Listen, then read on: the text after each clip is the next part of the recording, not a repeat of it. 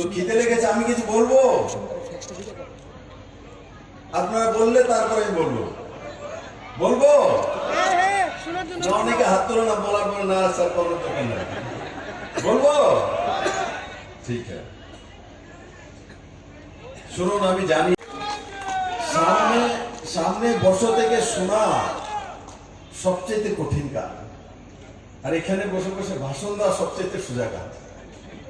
তো যারা আমার সামনে কার্যকর্তারা বসে আছে, বড় মাত্রায় মহিলারা, তাদের জন্য সবচেয়ে কঠিন যে 3টে থেকে এখন 5:45, মানে 3, 4, 5, 6, 3 ঘন্টা হয়ে গেছে। 3 ঘন্টা কিছু না খেয়ে চুপচাপ এখানে বসে থাকা, বাড়ি থেকে পায়ে হেঁটে আসা, তারপর হয়তো কোনো একটা ভেহিকেল, গাড়ি বা যাই ব্যবস্থা হয়েছে তাতে আসা, নিজের বাইক দিয়ে চলে আসা, অনেক কষ্ট। মায়েরা এখানে এসছেন, বাড়ি থেকে আবার রান্না করতে হবে। আজকে ফোন করে দেন, হাজবেন্ডের কয়ে দেন, বলে তুমি রান্না একটু আমি পরে খাবো। হিম্মত হ্যাঁ, হিম্মত নেই না? আজকে সবাই আগে ফোন করেন বাড়িতে, বলে আজকে মুখ্যমন্ত্রীদের ভাষণ দিতে আছে, সাংস্কৃতিক অনুষ্ঠান রয়েছে, তুমি বারটা রান্না রাখতে রাখো, আমাকে সুটকি বার্তা করে আমি যাইতেছি। ঠিক আছে? বলবে কে কে এখন স্বামীকে ফোন করবে, হাজবেন্ডকে? আছে নাকি কেউ?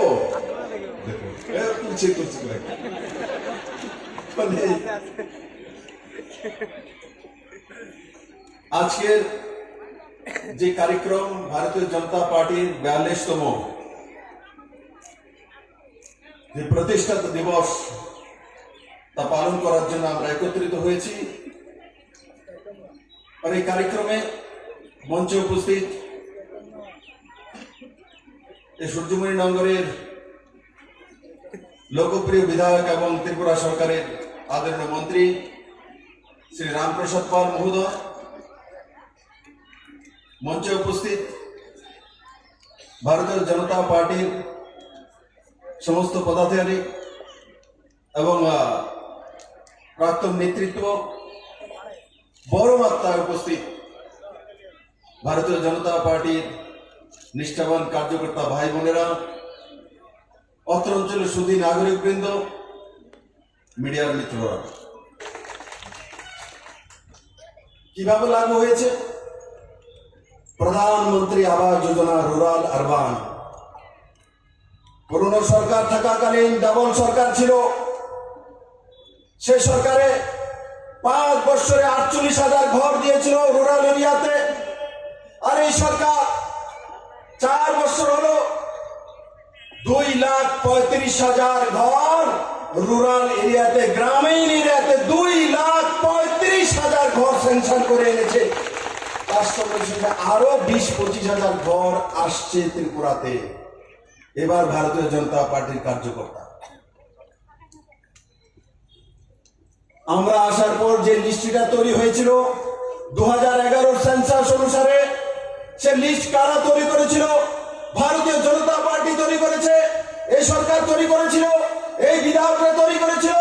পূর্ববর্তী সরকারের বিধায়করা তার সরকার একদলীয় ব্যবস্থা তৈরি করেছিল, কিন্তু ভারতীয় জনতা পার্টি সরকার আসার পর এই দৃষ্টা প্রমুখ, এই বুথ, আমাদের বুথের যে প্রেসিডেন্ট রয়েছে, বিধায়ক, সমস্ত কার্যকর্তারা সবকা সাথ সবকা বিকাশকে মেনে নিজেরা না নিয়ে, যারা প্রথম 2011 সেন্সাস অনুসারে পুরনো সরকার নাম দেয় করেছিল, দলবাজি করে সবাইকে প্রথমে সরকার ঘর দিয়েছে। প্রথমে তাদেরকে আমরা ঘর দিয়েছি যারা বিজেপিকে ভোট দেয়নি। বন্ধুরা, তার মধ্যে তফাৎ ভারতীয় জনতা পার্টি আর পুরনো সরকারের মধ্যে।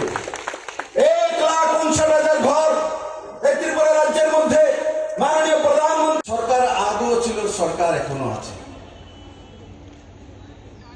আগে ডাবল সরকার ছিল, এখন সিঙ্গেল সরকার হয়ে গেছে। ইঞ্জিন ডাবল আছে, নরেন্দ্র মোদীর নেতৃত্ব সরকার, আর এখানে ভারতীয় জনতা পার্টির সরকার। কিন্তু আগে ডাবল সরকার ছিল, এখন সিঙ্গেল সরকার। আর পুরনো ডাবল সরকার সেও একদলীয় সরকার, একদলীয় ব্যবস্থা। আজকে সিঙ্গেল সরকার। কিসের সরকার? জনতার সরকার, 37 লক্ষ ত্রিপুরাবাসীর সরকার। 40 বছর পর ত্রিপুরার মানুষ জনতার সরকার পেয়েছে। তার আগে একদলীয় ব্যবস্থার সরকার। একদলীয় ব্যবস্থার মানুষ এই সুবিধা পাবে, একদলীয় ব্যবস্থার মানুষ এই চাকরি পাবে, একদলীয় ব্যবস্থার মানুষ এই ত্রিপুরার সমস্ত সম্পদ ব্যবহার করবে। তার অধিকার এক বিশেষ দলের ছিল। মানুষ 2018-তে পরিবর্তন করেছে, শুধু পৃষ্ঠা প্রমুখই পরিবর্তন করেছে আর বিপ্লব দেবের নেতৃত্বে সরকার হয়েছে এমন নয়। আম আদমি ভারতীয় জনতা পার্টিকে ভোট দিয়েছে আর সমস্ত বিধায়ক যারা হয়ে এসছেন রেকর্ড ভোটে জিতে ভারতীয় জনতা পার্টির সরকার ত্রিপুরাতে 2018-তে 9 মার্চ শপথ নিয়েছে। বন্ধুরা, আগেও সরকার ছিল, এখনো সরকার আছে, তার মধ্যে তফাৎ কি? তার মধ্যে তফাৎ কি?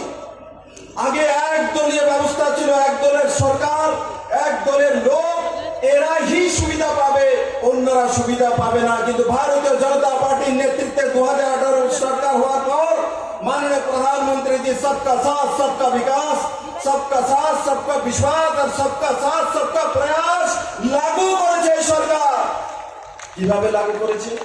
একদিনে প্রথম কিস্তি 709 কোটি টাকা, এই প্রথমবার ত্রিপুরার মানুষের অ্যাকাউন্টে 48,000 টাকা করে একদিনে এক বাটন টিপে মাননীয় প্রধানমন্ত্রী জি যাদের অ্যাকাউন্টে দিয়েছেন ওনারা আমাদের পার্টির ভোটার ছিলেন না, কমিউনিস্ট পার্টির ভোটার ছিলেন। কিন্তু বিজেপি সেটা করে দেখিয়েছে, সবকা সাথ সবকা বিকাশ, প্রথমে অন্যকে দাও তারপরে নিজে নাও। কারণ আমরা সেই শিক্ষা শিক্ষিত, মা আগে রান্না করে তাকে স্বামীকে দেয়, ছেলেকে দেয়, মেয়েকে দেয়, শাশুড় শাশুড়িকে খাওয়ানো হয়। কারণ কি, ঘরের কর্ত্রী মহিলা যদি থাকে তবেই খায়। ভারতীয় জনতা পার্টির সরকার দেখিয়ে দিয়েছে উঙ্গলি দিয়ে পুরনো সরকারের মুখিয়াকে যে আগে আমরা না, আগে যারা আমাদের সাথে রয়েছেন, আমাদের পড়োশী রয়েছেন, আমরা সত্তায় আছি, আমরা এমএলএ আছি, মন্ত্রী আছি, আমরা পরে নিব। আগে কাকে দেব? যারা এমএলএ নয়, মন্ত্রী নয়, বুথ প্রেসিডেন্ট নয়, তাদেরকে দেব।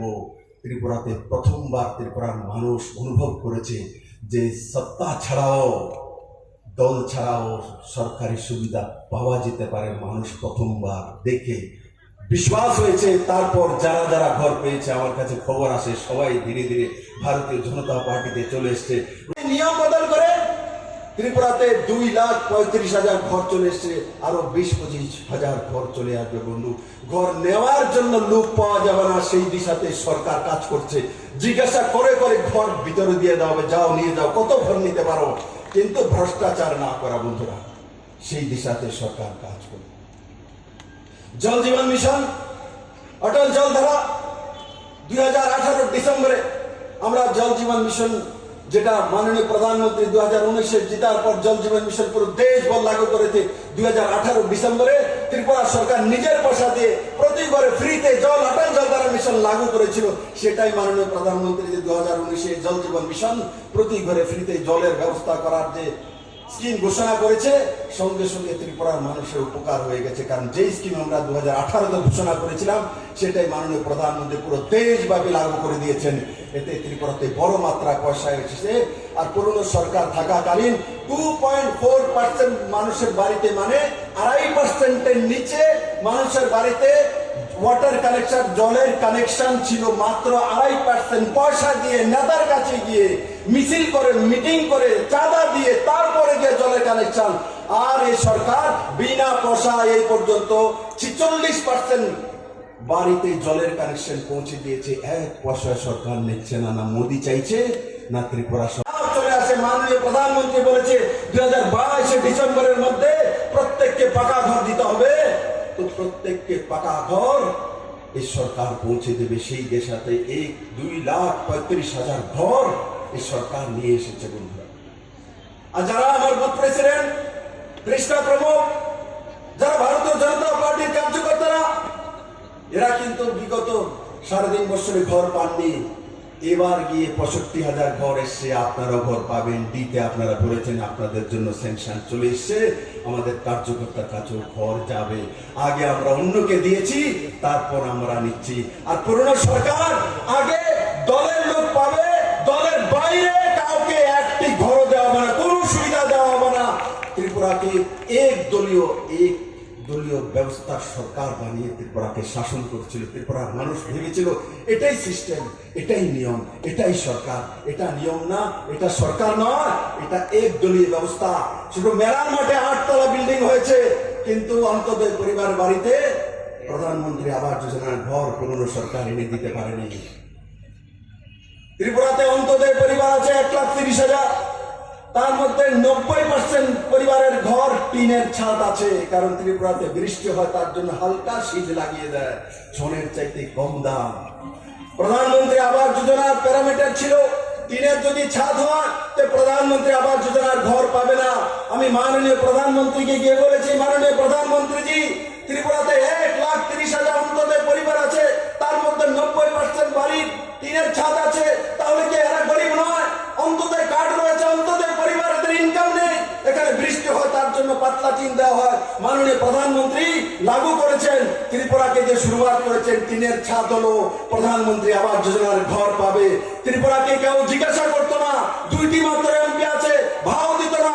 যে রাজ্যে 40টি, 80টি, 90টি থাকবে, সেই রাজ্যকে প্রধানমন্ত্রী গুনতেন। কিন্তু মাননীয় প্রধানমন্ত্রী নরেন্দ্র ভাই মোদী ছোট্ট ত্রিপুরা 2টি মাত্র লোকসভার এমপি, সেই রাজ্য থেকে মুখ্যমন্ত্রী বলেছে, তার জন্য ভারতবর্ষের নিয়ম বদল করে দিয়েছে।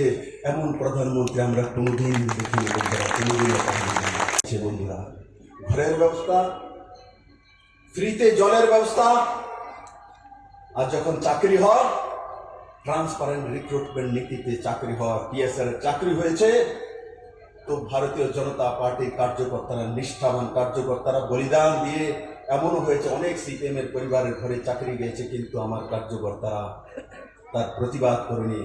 ত্রিপুরার মানুষ প্রথমবার দেখেছে ট্রান্সপারেন্ট তরিকে সে চাকরিও হতে পারে বন্ধু। আর ওনারা তো চাকরি দিতেন তো একসঙ্গে 10,000 চাকরি চলে যেত। আমরাও চাকরি দিয়েছি, তার গ্যারান্টি বিপ্লব দেব, জীবনও তাদের চাকরি যাবে না। ট্রান্সপারেন্ট রিক্রুটমেন্ট নীতি অনুসারে দেওয়া হয়েছে, কারো চাকরি জীবনে যাবে না। যে একবার এই সরকারি চাকরি পেয়েছে, কেউ তার চাকরি নিতে পারবে না, কারণ এই সরকার সেই দিশাতে কাজ করে না, ভ্রষ্টাচার নীতি মানে না। বন্ধুরা, এই সরকার কাজ শুরু করেছে 2018 থেকে আজকে 2022, 33% মহিলাদের জন্য রিজার্ভেশন দিয়েছে। আমি জামজুরির গ্রামের ছেলে, সিপিএম এর লাইনে সবচেয়ে বেশি মহিলা চলতেন। মহিলাদেরকে বলতেন আপনাদেরকে অধিকার দেব, আপনাদেরকে নেতা বানাবো, আপনাদেরকে সমস্ত সশক্তিকরণ করে দেব। লাইনে লাইনে নারী সমিতির লাইন চলতো। মহিলারা সমস্ত সিপিএম এর পেছনে ঘুরতে ঘুরতে ঘুরতে ঘুরতে তার জীবন শেষ হয়ে গেল। ডেইলি মিশা কথা একটা পেপার পড়তে, এরা বাড়িতে বাড়িতে রাখতে হবে সমস্ত মহিলারা, এটাই পেয়েছে। কিন্তু এখানে বড় মাত্রা মহিলারা রয়েছেন, মহিলা মোর্চা রয়েছে। ত্রিপুরা রাজ্যে কোন মহিলা বলতে পারে যে 33% রিজার্ভেশনের জন্য আমাকে কোনদিন ফোন করে বলেছে তো দাদা 33% রিজার্ভেশন দিতে হবে, আমাদের অধিকার দিতে হবে, একটি সংস্থা বলতে পারে? কেউ বলেনি। ভারতীয় জনতা পার্টি নরেন্দ্র মোদীর নেতৃত্বে সরকার আর অমিত ভাই শাহজি, দেশের প্রিয় গৃহমন্ত্রী, যখন 8 মার্চ ত্রিপুরাতে এসছেন, তখন বিভাগ ময়দান থেকে মাননীয় গৃহমন্ত্রী যে ঘোষণা করেছেন ত্রিপুরাতে মহিলাদের জন্য 33% রিজার্ভেশন থাকবে সরকারি চাকরিতে, সেটা কন্ট্রাকচুয়াল হোক, সেটা আউটসোর্সিং হোক, সেটা পার্মানেন্ট চাকরি হোক। যদি মহিলা সশক্তিকরণের কাজ কেউ করেছে ইমানদারিতে, বিনা আন্দোলনে, বিনা প্ররোচনায়, তো একমাত্র ভারতীয় জনতা পার্টির নিষ্ঠাবান কার্যকর্তার সরকার করেছে। মহিলা সশক্তিকরণ, অনেক মহিলার মনে হয় দাদা আমাদেরকে খুশি করার জন্য 33% রিজার্ভেশন দিয়েছে, আপনাদের খুশি করার জন্য আমি দেইনি। ত্রিপুরাকে নাম্বার 1 রাজ্য বানাতে হবে, তার জন্য দিয়েছি। আমি জানি যতদিন পর্যন্ত জেন্ডারের মধ্যে বৈষম্য থাকবে ততদিন পর্যন্ত ত্রিপুরা উঠে দাঁড়াতে পারবে না। ত্রিপুরাতে 50%-এর উপর মহিলা রয়েছে। 50% উপরে মহিলা যদি রোজগার না করে, সে যদি না আসে অফিসের মধ্যে, সে যদি না আসে চাকরির মধ্যে, ত্রিপুরা কোনোদিন দাঁড়াতে পারবে না। দুনিয়ার মধ্যে যতগুলি ডোমেস্টিকের ইকোনমিতে ফাইন্যান্সিয়ালি সাকসেসফুল দেশ রয়েছে। জাপানে গিয়ে দেখুন 90% মহিলারা কাজ করে। সাউথ কোরিয়া, নর্থ কোরিয়া, চীন, ইউরোপিয়ান কান্ট্রি, আমেরিকা, রাশিয়া, যেখানে যাবেন সেখানেই দেখবেন যে মহিলারা সবচেয়ে বেশি রোজগার বেশি করে, তখনই গিয়ে দেশ দাঁড়ায়, ইকোনমি দাঁড়ায়। আর তার জন্য 33% রিজার্ভেশন দেওয়া হয়েছে, যে মহিলারা যাতে ভেতরে ঢুকতে পারে, তাদের রাস্তা করে দেওয়া। কারণ কি, মহিলারা সশক্তিকরণ হলে রাজ্যের সশক্তিকরণ হবে। 50%কে সশক্তিকরণ না করে কোনোদিনও ত্রিপুরাকে নাম্বার 1 বানানো যাবে না। মাননীয় গৃহমন্ত্রী যখন 8 মার্চ এসছেন, উনি ত্রিপুরাবাসীর সামনে আপিল করেছেন, আমি আবার আসবো, 2023-এ নির্বাচন আসছে, আমি আগামী 5 বছরের মধ্যে ত্রিপুরাকে ভারতবর্ষের 1 নম্বর রাজ্য বানাবো। সেই রাজ্য বানানোর জন্য 33% রিজার্ভেশন ভারতীয় জনতা পার্টির সরকার মহিলা সশক্তিকরণে আসলেই কাজ যদি কেউ করেছে, ভারতীয় জনতা পার্টির সরকার করেছে। পরিবার পেয়ে যাবে, প্রত্যেকটি পরিবার। সেই দিশাতে এই মহিলা রিজার্ভেশনের যে বিল, তার কারণে আনা হয়েছে। বন্ধু, আপনাদেরকে খুশি করার জন্য আনা হয়নি, আনা হয়েছে ত্রিপুরাকে সশক্তিকরণ করার জন্য। কারণ আমার উপরে দায়িত্ব মাননীয় প্রধানমন্ত্রী দিয়েছেন, সশক্ত ত্রিপুরা বানাতে হবে, শক্তিশালী ত্রিপুরা বানাতে হবে। আর মাননীয় গৃহমন্ত্রী যেদিন ঘোষণা করে দিয়েছেন ত্রিপুরাকে নাম্বার 1 রাজ্য বানাতে হবে, নাম্বার 1 রাজ্য বানাতে গেলে মহিলাদেরকে সেই জায়গা পৌঁছাতে হবে। তার জন্য মহিলারা যখন লোন নেবে, তার মধ্যে 3% সাবসিডি আলাদা করে দেবে। মহিলারা যখন স্টার্ট আপে বিজনেস করবে, যে ফান্ড 50 কোটি টাকা রাখা হয়েছে, 50% 25 কোটি টাকা মহিলাদের জন্য রাখা হয়েছে কোলেক্ট্রাল ফি। মহিলারা যখন হায়ার এডুকেশনে যাবে, সেখানে জেন্ডার অনুসারে তাদের রিজার্ভেশন থাকবে, মানে 50% রিজার্ভেশন হায়ার এডুকেশনের মধ্যে থাকবে।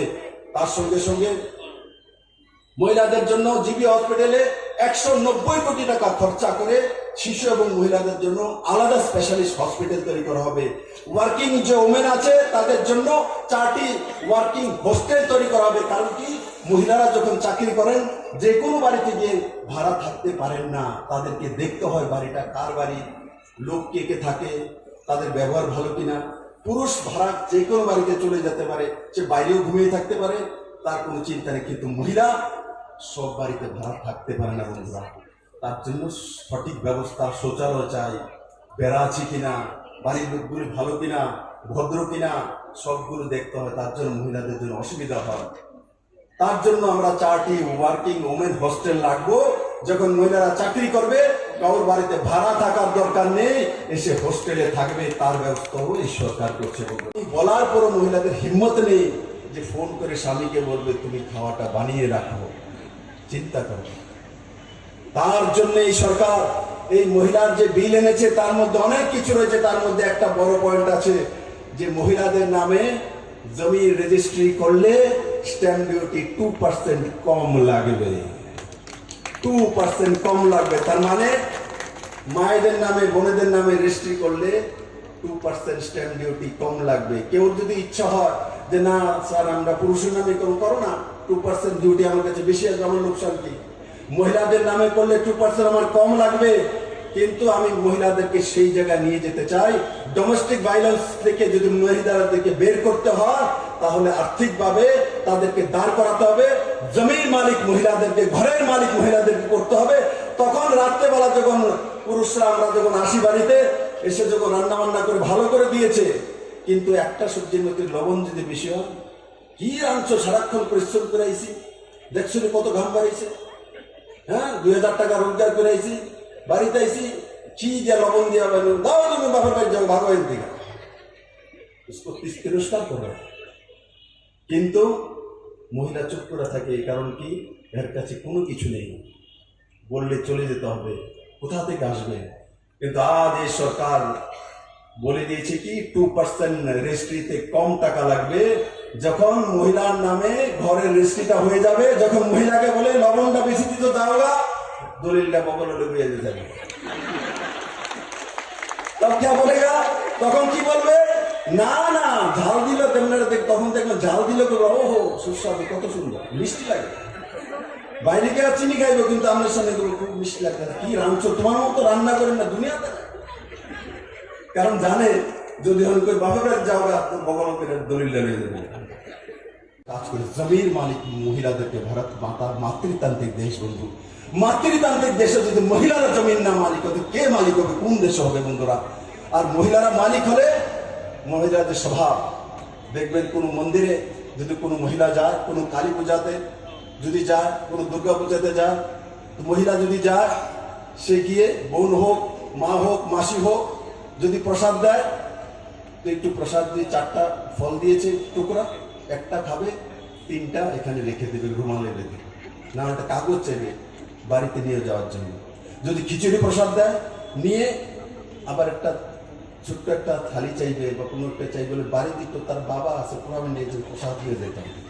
আর আমরা পুরুষের স্বভাব, আমাকে যদি নিমন্ত্রণ করে বাড়িতে চলে আসবো, গিয়ে প্রসাদ নেবো, খিচুড়ি লাবড়া খাবো, খেয়ে এসে বাড়িতে বলি, শুনুনি ভাত খাইতাম না রাত্রে, কে রে তোমার লেগে তো ইলিশ মাছ রাঁধছি, না ভাত খাইতাম না, আমি তো প্রসাদ পেয়েছি, মহাপ্রসাদ লইছি, খিচুড়ি খাইছি, লাবড়া খাইছি, ফল খাইছি, আপেল খাইছি, আপেলটি মিষ্টি, কমলাটি মিষ্টি, কত কাহিনী কইতাছে, ঢেকও দিতেছে, কিন্তু বাড়ির জন্য প্রসাদ নিয়ে আসে না।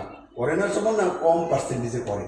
কিন্তু যদি মহিলা হতো, যদি আমার পত্নী যেত, আমার মা যেত, আমার বোন যেত, তো প্রসাদ নেওয়ার পর নিজে একটা নিয়ে বাকি 3টে টুকরা বাড়িতে নিয়ে আসতো, আর টুকরা টুকরা করে শাশুড়িকে, শ্বশুরকে, স্বামীকে, ছেলেকে, মেয়েকে দিয়ে বলতেন, মন্দিরে গিয়েছিলাম, তোমার জন্য প্রসাদ নিয়ে এসেছি। মানে মহিলাদের কাছে যদি কোনো কিছু আসে তো মহিলা তাকে বন্টন করে খায়, সবাইকে দেয়। তার জন্য সরকার ছাড়, চাকরি মহিলারাই বেশি পায়, জমিনের মালিক মহিলারাই। কি করেছে ভুলার নয়, আমি বলবো না প্রতিশোধ নেওয়ার জন্য, কিন্তু মনে রাখবেন এই সেই সিপিএম যেখানে ত্রিপুরাকে সবচেয়ে পিছিয়ে নেওয়ার জন্য, দল দাসে পরিণত করার জন্য লাল কেডার এবং হাজারো কার্যকর্তাকে, আরে 2015 থেকে 2018 মধ্যে ভারতীয় জনতা পার্টির 11 জন কার্যকর্তাকে খুন করেছে, চানমোহন ত্রিপুরাকে খুন করেছে, এরা নিশিকান্ত চাকমাকে খুন করেছে, গৌরহরি মনসবকে খুন করেছে। আমাদের 11 জন কার্যকর্তাকে বিজেপি করার কারণে নির্মমভাবে হত্যা করেছে। কিন্তু ভারতীয় জনতা পার্টি সেই পরিবারের সঙ্গে তখনও দাঁড়িয়েছিল, 5 লাখ 2 লাখ টাকা করে আর্থিকভাবে সহায়তা করে তার পরিবারের সঙ্গে দাঁড়িয়েছিল, আজও দাঁড়িয়েছে। সরকারিভাবে তাদেরকে চাকরির ব্যবস্থা, ক্যাবিনেট থেকে স্পেশাল ভাবে এনে এই পরিবারগুলিকে চাকরির ব্যবস্থা করে দিয়েছে। এটা ভারতীয় জনতা পার্টির কার্যকর্তার পার্টি, কার্যকর্তার সম্মান রাখতে জানে সেই পার্টি। বন্ধুরা ভাতার বিষয়ে ভিশন ডকুমেন্টস যদি দেখে তো বিপ্লব দেবের সামনে একটাই প্রশ্ন, যে ভিশন ডকুমেন্টস বলেছে যে 2000 করে ভাতা দিবে, কিভাবে দেবে, কোথা থেকে দেবে, কোথায় টাকা পাবে? আরে আমার কাছে মোদি আছে, তোমাদের কাছে মোদি নেই। মোদি আছে তো মুমকিন হ্যাঁ। বিপ্লব দেব করে দেখিয়েছে, এবার বাজেটে জিষ্ণুদেব বর্মা বাজেট পেশ করেছে যে 2000 টাকা করে ভাতা দেবে, 4 লাখ ভাতাদারিকে দুর্গা পূজার আগে একসঙ্গে 2,000 টাকা করে ভাতা। কাউর আন্দোলন করতে হবে না। টিএসআরদেরকে লাগাতার পুরনো সরকার 25 বছরের টানা সরকার 57 থেকে 60 হচ্ছিল না, কিন্তু এই সরকার একসঙ্গে 57 বছর থেকে 60 বছর করে 3 বছর তাদের চাকরির মেয়াদ বাড়িয়ে দিয়েছে। 800 টাকা করে তাদের যে রেশন পানি ছিল সেটাকে বাড়িয়ে 1000 টাকা করে দিয়েছে। সরকারি কর্মচারী যারা রয়েছেন, যারা ফার্স্ট ক্লাস কর্মচারী রয়েছেন, এরা যারা সিজিএস এর মাধ্যমে তার সুবিধা, হেলথের রিএম্বার্সের সুবিধা, ওষুধ পত্রের 5 লাখ 10 লাখ 15 লাখ পেয়ে যেতেন। কিন্তু ত্রিপুরাতে ডি গ্রুপতে ডি বি সি কেউ কোনো সুবিধা হেলথের পাতে না, মাত্র 400 বা 500 টাকা করে মাসে দিয়ে দেওয়া হতো। আজকে এই সরকার টিজিএসএস নিয়ে এসেছে, ত্রিপুরা হেলথ স্কিম নিয়ে এসেছে সরকারি কর্মচারীদের জন্য। সামান্য একটা টাকা তাদের মাসিক বেতন থেকে নেবে, যদি সে উইলিংলি দেয় তবেই নেবে। তার বদলে তার পরিবারের সমস্ত ব্যয়ভার, সমস্ত চিকিৎসার ব্যয়ভার 5 লাখ 10 লাখ 20 লাখ যাই হবে, সমস্ত ত্রিপুরা সরকার বেয়ার করবে। তার ব্যবস্থা সরকারি কর্মচারীদের জন্য এই সরকার করেছে। বন্ধুরা ওই আমাদের পার্শ্ববর্তী পশ্চিমবঙ্গ পয়সা লাগে মাইকপিট করতে হইতো ইঞ্জেকশনের জন্য, আজও পুরো ইঞ্জেকশন দিতে পারেনি। অথচ নরেন্দ্র মোদীর নেতৃত্বে কেন্দ্র এবং রাজ্য সরকার সবার আগে 45+ যদি টিকাকরণ ভারতবর্ষের মতো কোন রাজ্য করেছে, আমার ত্রিপুরা রাজ্যের হেলথ ব্যবস্থা করেছে। মাননীয় প্রধানমন্ত্রী নিজে ঘোষণা দিয়েছেন যে ত্রিপুরা প্রথম রাজ্য যে 45+ সবার আগে কমপ্লিট করে দিয়েছে। আমাদের রাজ্য ছোট হতে পারে, আমাদের মন ছোট নয়, আমাদের মানসিকতা ছোট নয়। আমরা ভারতীয় জনতা পার্টি নিষ্ঠাবান কার্যকর্তা।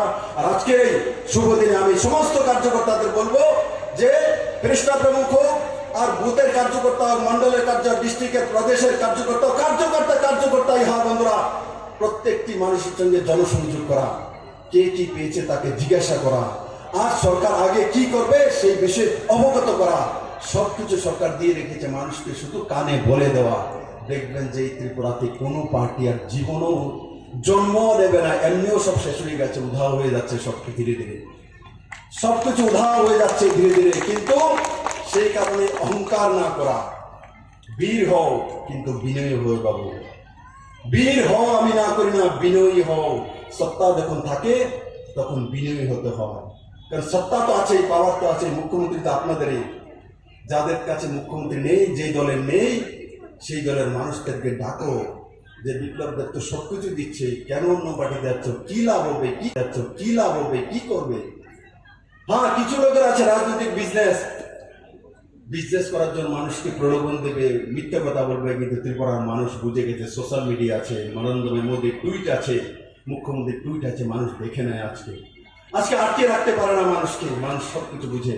তাই আমার সমস্ত কার্যকর্তাদের প্রতি একটাই নিবেদন থাকবে যে মানুষের সেবা করা, সরকারি সুবিধাগুলি মানুষের কাছে পৌঁছে দেওয়া, আর নিজে অহংকার না করা, আর বীর হন বিনয়ী ভাবে মানুষের সামনে নিজেকে পেশ করা। এভাবে কাজ করুন, দেখবেন যে লাগাতার ভারতীয় জনতা পার্টি সরকার এখানে থাকবে। আর এই সরকার 2047 পর্যন্ত, 25 বছর পরে পর্যন্ত কি করবে তার রূপরেখা প্রস্তুত করে দিয়েছে। এমনি বিপ্লব তৈরি করেনি, কিছু চিন্তা করে 25 বছরের রূপরেখা তৈরি করেছে। যে বুঝার সে বুঝে গেছে, যে বুঝার নয় সে বুঝবে না। তার জন্য আপনাদেরকে বলি, 25 বছরের জন্য তৈরি হয়ে বসে থাকুন, 5 বছরের জন্য তৈরি হওয়ার দরকার নেই। 25 বছরে কি কি করবেন সেটা দেখুন, মানুষের কাছে কিভাবে পৌঁছাবেন তার রাস্তা তৈরি করুন, সেই দিশাতে কাজ করুন। আর আজকের দিনে শপথ নিন, আজকের সবচেয়ে পবিত্র দিন, ভারতীয় জনতা পার্টির ফাউন্ডেশন ডে। এই দিনেই মানুষের সেবার প্রতিজ্ঞা নিন, সাথে কাজ করবেন, পার্টি সংগঠন সরকারকে শক্তিশালী করবেন। আপনারা ভালো থাকবেন, অন্যকে ভালো রাখবেন। একবার সবাই আমার সঙ্গে হাত তুলে মুষ্টি বন্ধ করে হাত উঠানো, সবাই পিছনে যে দাঁড়িয়ে আছে হাত উপর উঠানো আর মুষ্টি বন্ধ। যদি খোলা থাকে তো সিপিএম ঢুকবো, যার ইচ্ছা খোলা রাখো, ভাই সিপিএম ঢুকবো, অন্য কিছু ঢুকবো, রাহুল গান্ধী ঢুকবো, ঢুকাও। হাত উপরে তোলো, বলেন ভারত মাতা কি, ভারত মাতা কি, নরেন্দ্র ভাই মোদী কি, নরেন্দ্র ভাই মোদী কি, জেপি নাড্ডা কি, জেপি নাড্ডা কি। সবাইকে অনেক অনেক ধন্যবাদ। Subscribe to Tripura Info and press the bell icon so that you never miss any latest updates and news on Tripura.